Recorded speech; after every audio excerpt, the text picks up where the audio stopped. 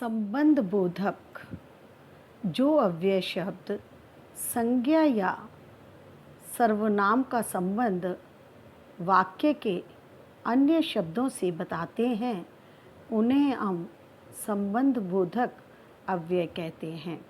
संबंध बोधक अव्यय वे हैं जो संज्ञा सर्वनाम का संबंध वाक्य में आए अन्य शब्दों अर्थात पदों के साथ हमें बताते हैं। संबंध बोधक का प्रयोग। संबंध बोधक का प्रयोग दो प्रकार से किया जाता है।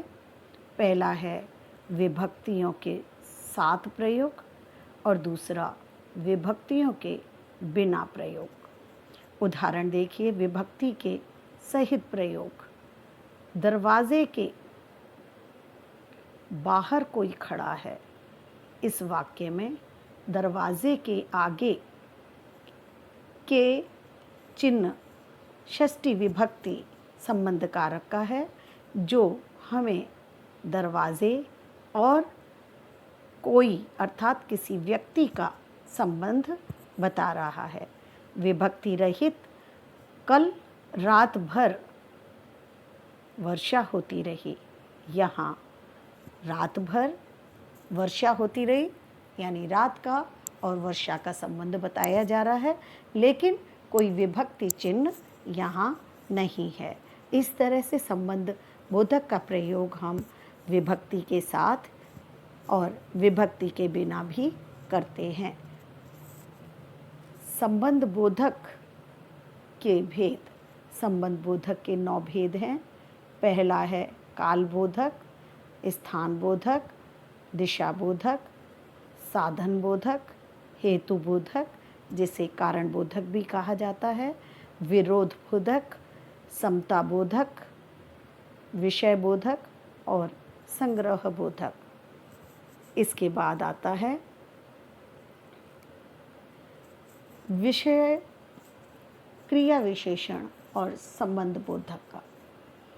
क्रिया विशेषण किसे कहते हैं और संबंध बोधक हम किसे कहते हैं ये हम देख चुके हैं। अब इन दोनों के बीच का हम अंतर देखेंगे। जो शब्द संज्ञा या सर्वनाम के बाद प्रयोग किए जाते हैं वो संबंध बोधक होते हैं। संज्ञा सर्वनाम के बाद प्रयुक्त होने वाले शब्द संबंध बोधक कहलाते हैं और जो शब्द क्रिया के साथ प्रयुक्त होते हैं वे शब्द क्रिया विशेषण होते हैं। जैसे आप अंदर चलिए, इस वाक्य में चलिए क्रिया है और अंदर विशेषता उसकी बता रहा है, ये क्रिया विशेषण है। दूसरा देखिए संबंध बोधक का उदाहरण, घर के अंदर चलो, चलना क्रिया है जो संबंध बता रही है किसका। क्रिया किसी का संबंध नहीं बताती है बच्चों, यहाँ संबंध बता रहा है के अंदर। किसका संबंध बता रहा है? घर का और क्रिया का। संज्ञा क्रिया के साथ जुड़ी हुई है के अंदर के माध्यम से। अब दूसरा उदाहरण देखिए, रमा आगे खड़ी है। आगे ये खड़ी है क्रिया की विशेषता बता रहा है। किसके आगे खड़ी है ये नहीं मालूम है। संबंध बोधक का उदाहरण देखिए, सीता के आगे रमा खड़ी है। इस वाक्य में रमा और सीता का संबंध के आगे शब्द बता रहा है जो संबंध बोधक है। अब आता है विस्मय आदि बोधक।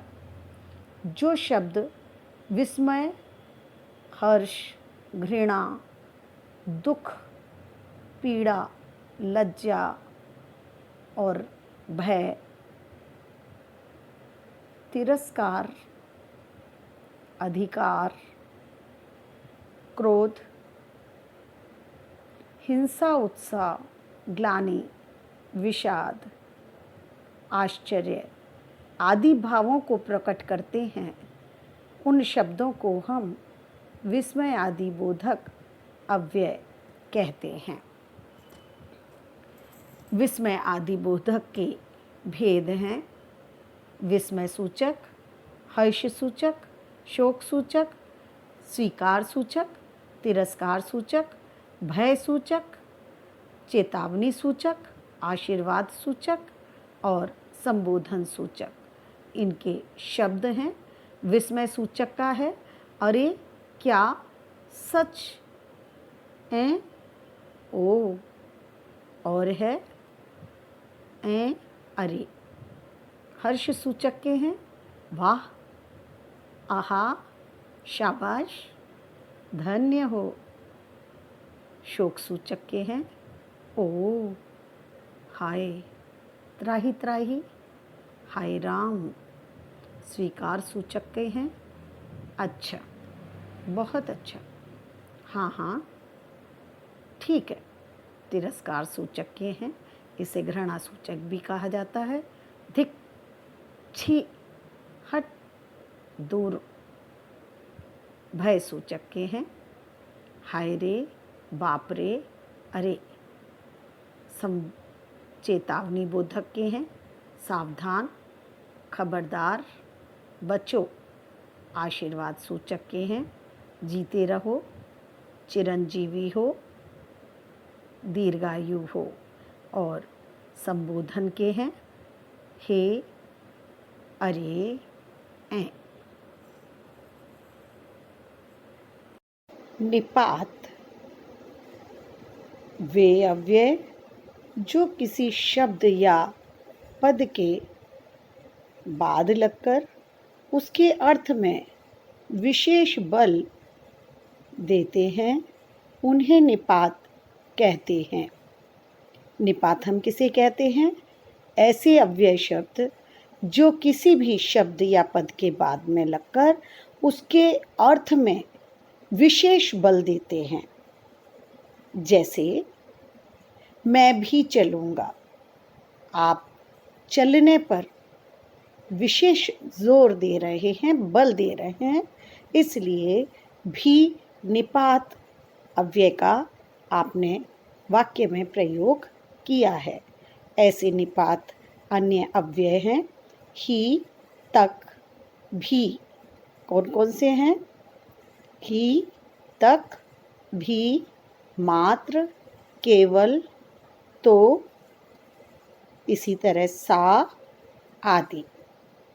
निपात में विशेष ध्यान देने योग्य बात है कि एक ही निपात स्थान बदल लेने पर अर्थ में भी परिवर्तन ला देते हैं। जैसे भी निपात को लेते हैं, एक ही बात में हम अलग अलग स्थान पर एक वाक्य में भी का प्रयोग करते हैं। दादी ने मुझे भी कहानी सुनाई। इसका मतलब दादी ने कहानी सुनाई, सबको सुनाई, मुझे भी सुनाई। दादी ने भी मुझे कहानी सुनाई, यानी आपने अन्य से भी कहानी सुनी और दादी ने भी सुनाई। दादी ने मुझे कहानी भी सुनाई, इसका अर्थ हुआ दादी ने आपको और चीज़ें सुनाई, जैसे चुटकुले सुनाए, पहेली पूछी और सुनाई, इसी तरह से कोई कविता सुनाई, कोई गीत सुनाया, साथ में उन्होंने कहानी भी सुनाई। तो निपात के स्थान बदल लेने पर अर्थ में भी परिवर्तन